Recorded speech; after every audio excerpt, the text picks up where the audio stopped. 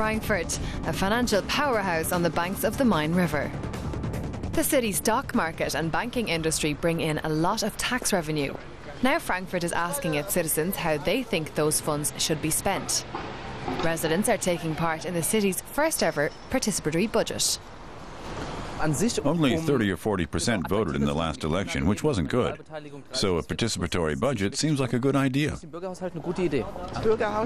People telling City Hall what to put in the budget?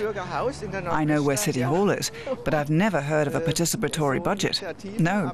The slogan is Frankfurt is asking me. I think it's great. If we're going to be asked so explicitly, I think it's important to participate. It's the brainchild of City Treasurer Uwe Becker. He's been working to get people interested and hopes the initiative will provide lots of new ideas for the budget.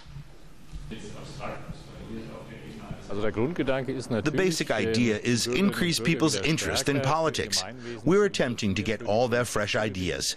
Participation, a shared vision for the future.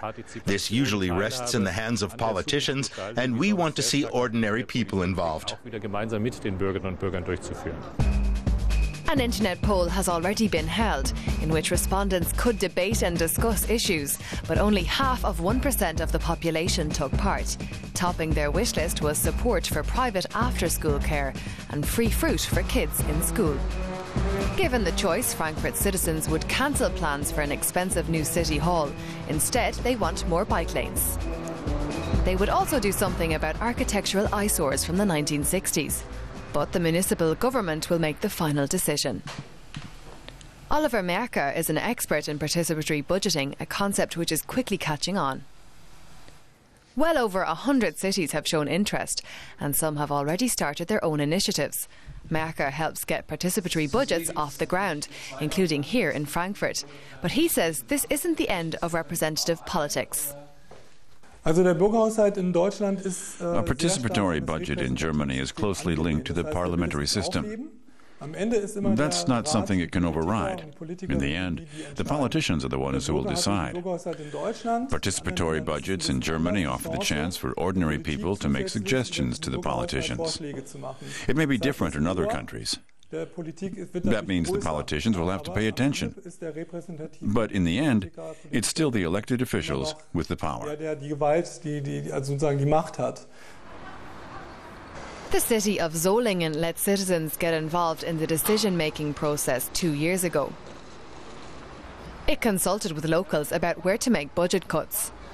We had a clear task to fulfill. We needed to cut about 40 million euros from our midterm budget and increase those savings each year. That was about 10% of our annual budget. In this situation, a modern politician should review what the people propose so we can move forward together. Nearly 2% of the population of Solingen made suggestions about where the city could make cuts. They said the local football stadium was too expensive. Now it'll be torn down to make way for new homes. One of Solingen's citizens' offices was also too expensive and has already been shut down.